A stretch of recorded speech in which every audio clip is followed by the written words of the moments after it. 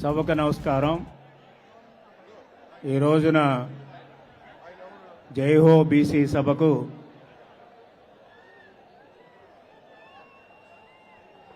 వివిధ ప్రాంతాల నుంచి విచ్చేసినటువంటి సోదరులకు సోదరమణులకు మన యొక్క అభివృద్ధి, ఆర్థిక అభివృద్ధి, సామాజిక న్యాయం కొరకు, అదేవిధంగా రాజకీయ అభివృద్ధికి ఒక బ్రహ్మాండమైనటువంటి డిక్లరేషను ఇవ్వటానికి విచ్చేసినటువంటి పెద్దలు మన నాయకులు నారా చంద్రబాబు నాయుడు గారు, మరొక పెద్దలు జనసేన నాయకులు పవన్ కళ్యాణ్ గారు, యువ నాయకులు నారా లోకేష్ గారు, అదేవిధంగా రాష్ట్ర అధ్యక్షులు అచ్చెన్నాయుడు గారు, వేదిక మీద ఉన్నటువంటి ప్రముఖులకు, బీసీ నేతలకు, కార్యక్రమానికి విచ్చేసినటువంటి బీసీ సోదరులకు సోదరమణులకు, పత్రికా విలేకరులకు అందరికీ కూడా నా హృదయపూర్వకమైనటువంటి నమస్కారాలు. ఇప్పటి వరకు మన వాళ్ళందరూ కూడా చెప్పారు, మన బీసీలకి గుర్తింపు ఎలాగొచ్చిందో, ఎప్పుడు వచ్చిందో, ఎందుకు వచ్చిందో అనేటువంటిది చాలా విషయాలు చెప్పారు. మనకు స్వాతంత్రం వచ్చి 73 సంవత్సరాలు అయింది. 73 సంవత్సరాల్లో 30 సంవత్సరాలు స్వాతంత్ర భారతదేశంలో బీసీలకి గంటూ గుర్తింపు లేదు. ఆనాడు బీసీలకు గుర్తింపు లేకపోతే ఆ రోజు తెలుగుదేశం పార్టీ 82వ సంవత్సరంలో పెట్టినటువంటి నందమూరి తారక రామారావు గారు మన వ్యవస్థాపక అధ్యక్షులు, ఆ రోజులు బీసీలకు చాలా అన్యాయం జరుగుతూ ఉంది, రాజకీయంగా అన్యాయం జరుగుతుంది, అదేవిధంగా సామాజికంగా అన్యాయం జరుగుతుంది, ఆర్థికంగా అన్యాయం జరుగుతుంది అనేటువంటి ఉద్దేశంతో సామాజిక న్యాయం బీసీలకు చేయాలనేటువంటి ఒక దృఢ సంకల్పంతో ఆ రోజున నందమూరి తారక రామారావు గారు ప్రవేశపెట్టారు మన సంక్షేమ కార్యక్రమాలు.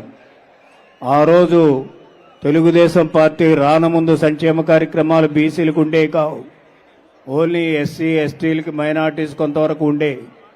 కానీ రామారావు గారు వచ్చిన తర్వాత బీసీలకి సంక్షేమ కార్యక్రమాలు పెట్టిన తర్వాత, రాజకీయ ప్రవేశం స్థానిక సంస్థల్లో ఇచ్చిన తర్వాత, రాజకీయంగా అదేవిధంగా సామాజికంగా మనం ముందుకు రావటానికి, ఆర్థికంగా కొంత ముందుకు రావటానికి కారకులైనటువంటి మన వ్యవస్థాపక అధ్యక్షులు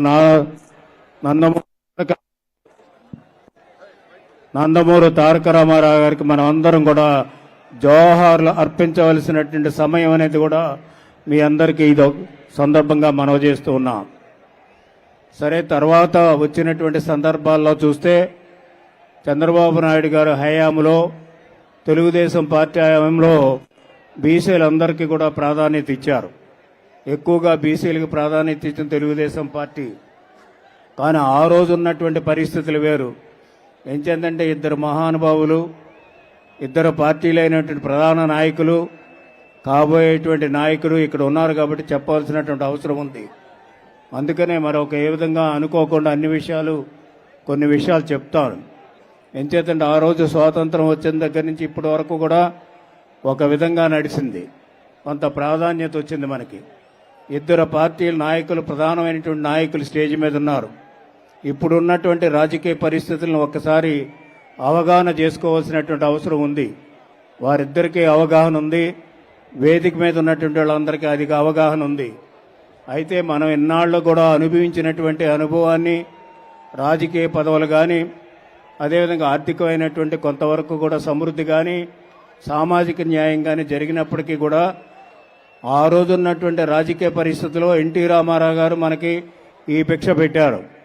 కానీ తర్వాత చంద్రబాబు నాయుడు గారు కొంత మనకు సహాయం చేశారు.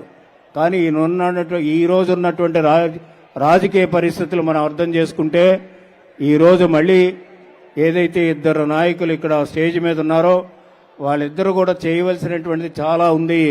బీసీ వర్గాలకి, బలహీన వర్గాలకి అనేది కూడా ఈ సందర్భంగా మనవి చేస్తున్నా. అందుకనే వారు ఇవ్వబోయేటువంటి డిక్లరేషన్లో అనేక రకాలైనటువంటి విషయాలను చెప్తారు. నేను ఆటి జోలికి పోవడం లేదు.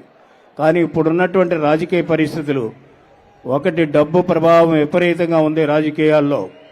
అదేవిధంగా ఎలక్షన్లో డబ్బు ప్రభావం విపరీతంగా ఉంది.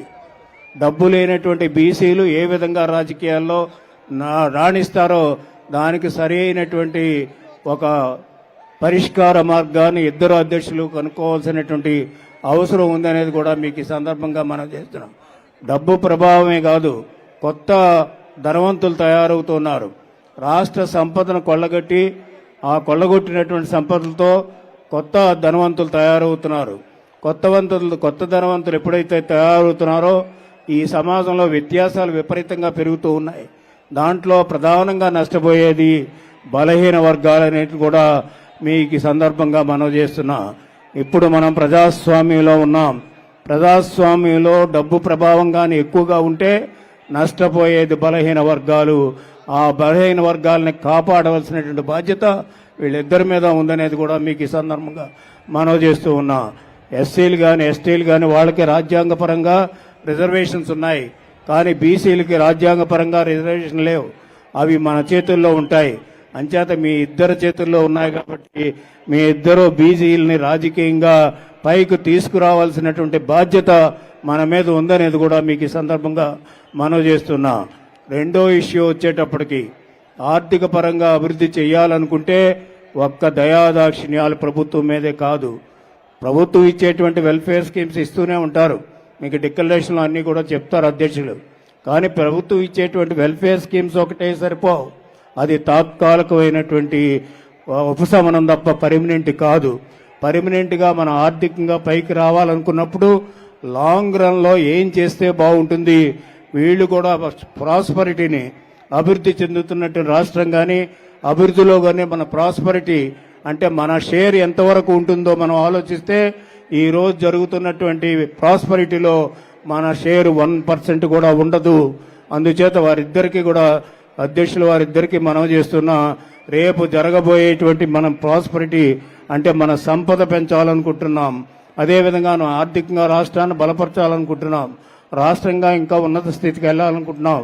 ఈ స్థితికి రాష్ట్రాన్ని ఉన్నత స్థితికి తీసుకెళ్తున్నటువంటి సందర్భంలోనే బీసీలను కూడా బలహీన వర్గాలను కూడా ఆర్థిక స్థితి పెంచేటువంటి అదేవిధంగా అసమానతలు తగ్గించేటువంటి విధంగా ప్రయత్నాలు చేయాలి ప్రభుత్వాలు పార్టీలని వారిద్దరికీ కూడా విజ్ఞప్తి చేస్తూ ఉన్నాం.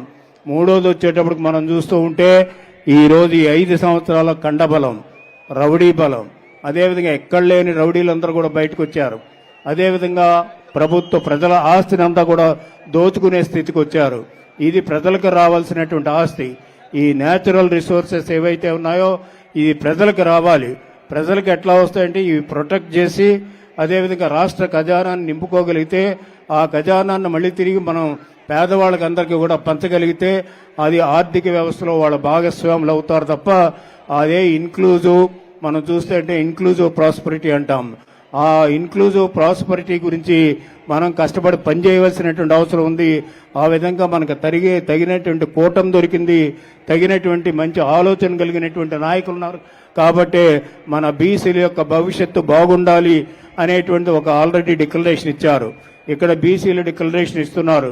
ఇవన్నీ కూడా కార్యరూపంలోకి తాల్చి అంచేత భవిష్యత్తులో బలహీన వర్గాలు రాష్ట్రంలో జరుగుతున్నటువంటి అభివృద్ధిలో ఆర్థిక అభివృద్ధిలో భాగస్వాములు చేయడానికి మీరు తప్పకుండా కృషి చేస్తారని మా అందరి యొక్క సహకారం మీకుంటుందని అదేవిధంగా ఈనాడు జరుగుతున్నటువంటి అప్రజాస్వామిక ప్రభుత్వాన్ని గంతి దింపడంలో బీసీ అందరూ భాగస్వాములు కావాలని మరొకసారి